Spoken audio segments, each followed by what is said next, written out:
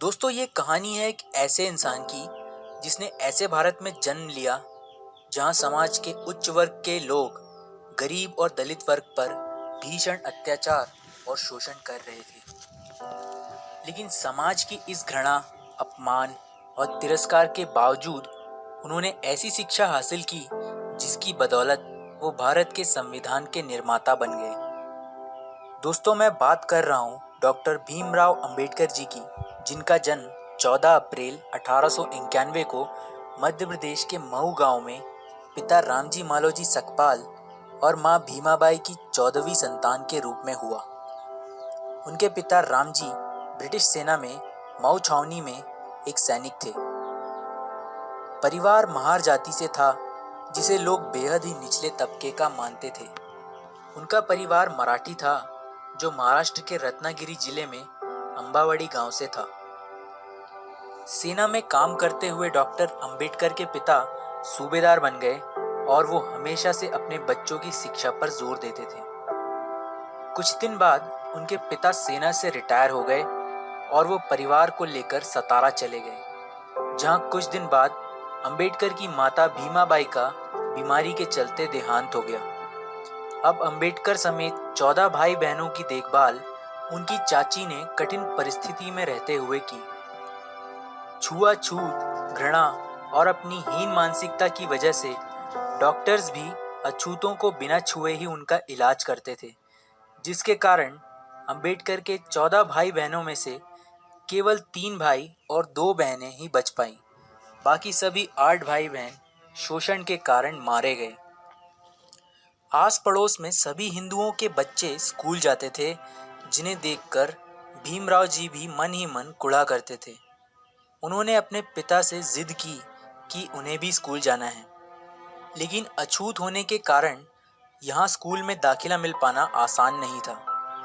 मजबूर होकर उनके पिता एक ब्रिटिश सैनिक अधिकारी के पास गए और उनसे विनती की कि उन्होंने जीवन भर सरकार की सेवा की है और बदले में उनके बच्चों को स्कूल में एडमिशन भी ना मिल पाना एक बहुत बड़ा अन्याय होगा।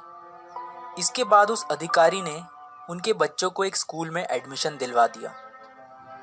लेकिन यहाँ अंबेडकर जी को छुआछूत के ऐसे कड़वे अनुभव हुए जो वो जीवन भर नहीं भुला पाए। अंबेडकर जी स्कूल तो जाते थे, लेकिन दलित बच्चों को क्लास के बाहर बैठाया जाता था और टीचर्स उन पर कोई ध्यान नहीं देते थे। यहाँ तक कि अंबेडकर जी को कोई छूता तक नहीं था। प्यास लगने पर स्कूल का चपरासी दूर से पानी डालता था, जिसे वो अपने हाथों से इकट्ठा करके पीते थे, क्योंकि मटके को छूने और ग्लास से पानी पीने की इजाज़त तक उनको नहीं थी। और जिस दिन चपरासी नहीं आ पाता, उस दिन अंबेडकर जी को प्यासा ही पूरा दिन गुजारना पड़ता था। भीम स्कूल जाते समय पास के कुएं से पानी खींचकर पी लेते थे। कुछ ब्राह्मणों ने उन्हें ऐसा करते हुए देख लिया। फिर क्या था, एक दिन भीम को उसी कुएं पर पकड़ लिया गया और जूते चप्पलों से जमकर उनकी पिटाई की गई और इस शर्त पर छोड़ा गया कि वो फिर कभी उस कुएं का पानी नहीं पिएगा। और एक बार वो बाल कटवाने के लिए नाई के पास गए तो नाई को पता था कि वो महार जाति का है। वो उसे नफरत भरी आवाज़ में बोला, अरे अछूत, मैं तेरे बाल कैसे काट सकता हूँ, भाग जा यहाँ से और फिर कभी मत आना। इन घटनाओं से भीम के स्वाभिमान को बहुत गहरी ठेस पहुंची। उनकी आंखें आंसुओं से भर गई। नन्हे भीम के बाल घर पर ही उनकी बहन ने काटे। भीम बहुत ही स्वाभिमानी लड़का था और वो अपने पैरों पर खड़ा होना चाहता था ताकि परिवार की आर्थिक स्थिति में कुछ सुधार हो। भीम ने सुन रखा था कि सतारा जाने वाले लड़कों को बॉम्बे जाकर काम मिल जाता है, इसलिए किसी मिल में काम करेगा। लेकिन बॉम्बे जाने के लिए उसके पास किराया नहीं था। योजना बनाई जिसने उनके पूरे जीवन को बदल कर रख दिया। उन्होंने निश्चय किया कि वो पढ़ लिख कर अपने परिवार के लिए रोजगार प्राप्त करेंगे और अपने अंदर की सभी बुरी आदतों को छोड़ देंगे। किस्मत ने भी भीम का साथ दिया। उनके सूबेदार पिता रिटायर होने के बाद नौकरी की तलाश में बॉम्बे जाकर बस गए और यहीं के मराठा स्कूल में उन्होंने भीम का एडमिशन करा दिया। यहाँ पर उन्होंने हॉवर्ड की इंग्लिश रीडर और बहुत सी अन्य किताबों का अपनी पिता की देखरेख में रहते हुए अध्ययन किया। अपनी पढ़ाई के अलावा वो बहुत सी और ग्रंथ और बुक्स पढ़ने लगे। उनकी इस आदत से उन्हें बुक्स कलेक्ट करके पढ़ने का शौक लग गया। उनके पिता पर उनका यह शौक काफ़ी महंगा पड़ रहा था, लेकिन वो चाहते थे कि भीम पढ़ लिख कर बड़ा आदमी बने। उन्होंने कर्ज लेकर भीम को बॉम्बे के एल्फिंस्टन हाई स्कूल भेजा, लेकिन यहाँ भी छुआछूत ने उनका पीछा नहीं छोड़ा। एक बार टीचर ने भीम से बोर्ड पर एक मैथ्स का सवाल हल करने को कहा। जैसे ही भीम बोर्ड की तरफ बढ़ा, अगड़ी जाति के हिंदू बच्चे चिल्ला उठे, सर भीम अछूत है, उसे रोकिए।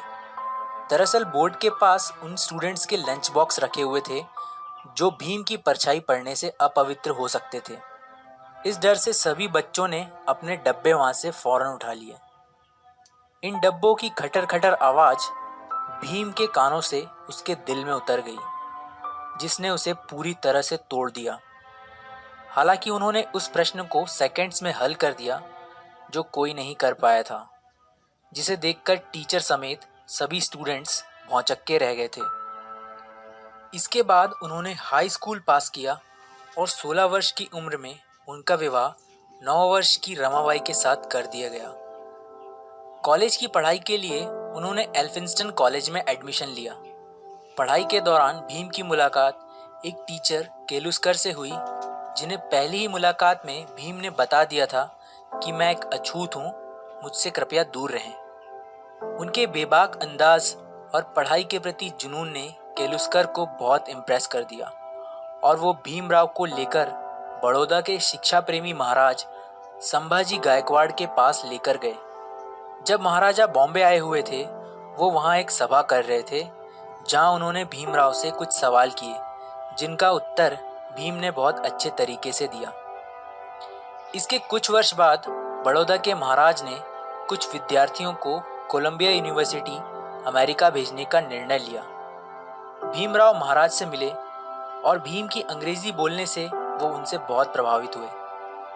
उन्होंने भीमराव समेत 4 लड़कों को छात्रवृत्ति देकर अमेरिका पढ़ने भेजा। 4 साल बाद वो भारत वापस आए और बड़ौदा के महाराज के यहाँ मिलिट्री सेक्रेटरी के रूप में काम करना शुरू किया। लेकिन सैन्य अधिकारियों को महार जाति के एक तुच्छ लड़के को सेना के उच्चाधिकारी के रूप में बैठा देना पसंद नहीं आया। कुछ दिन बाद उन्होंने वहां से नौकरी छोड़ दी और सन 1919 में वो लंदन चले गए, जहां अथक परिश्रम और मेहनत से उन्होंने वहां पर एमएससी, डीएससी तथा बैरिस्टर की डिग्री प्राप्त की। 1923 में वो भारत वापस लौट आए और वकालत शुरू कर दी। वकालत करते हुए उन्होंने देखा कि दलितों का कितनी बुरी तरह से शोषण किया जा रहा है। तब से उन्होंने अपना जीवन छुआछूत को खत्म करने के लिए समर्पित कर दिया। उन्होंने मुसलमानों और सिखों के अलग से मतदान को देखते हुए दलितों के लिए भी अलग से मतदान की मांग उठाई, जिसके कारण गांधी जी आमरण अनशन पर उतर आए। गांधी जी के कारण उन्होंने अपनी ये मांगे पीछे ले ली। Doctor Bhimrao Ambedkar philosopher, writer और एक महान लीडर हैं, जिन्होंने न केवल समाज में सदियों से दबाए गए दलित और अछूत लोगों के लिए लड़ाई लड़ी, बल्कि इतनी भिन्नताओं से भरे भारत को एक संविधान में बांधने का काम भी किया। जब आते वक्त भारतीय नेता आज़ादी और नए संविधान स्वयं बनाने की बात कर रहे थे, तब ब्रिटेन के प्रधानमंत्री विंसेंट चर्चिल ने कहा था, बनाने दो भारतीयों को अपना संविधान। भारत में इतनी डाइवर्सिटीज़ है कि इसके लिए एक कानून बनाना इम्पॉसिबल है। भारत जल्दी ही बिखर जाएगा और टूट जाएगा। लेकिन इतिहास गवाह है, अंबेडकर जी ने इतने कम समय में भारत को दुनिया का सबसे बड़ा लिखित संविधान बनाकर दे दिया। इसके बाद 1950 में अंबेडकर जी बौद्ध धर्म के सम्मेलन में श्रीलंका गए। भारत लौटने के बाद उन्होंने नागपुर में 14 अक्टूबर 1956 को अपने लाखों अनुयायियों के साथ हिंदू धर्म त्याग कर बौद्ध धर्म की दीक्षा प्राप्त कर ली। अंबेडकर जी ने हिंदुओं में प्रचलित जाति प्रथा की घोर निंदा की। इसके लगभग 2 महीने बाद 6 दिसंबर 1956 को बीमारियों की वजह से उन्होंने अपनी अंतिम सांसें ली। उनका अंतिम संस्कार बौद्ध धर्म के रीति अनुसार हुआ।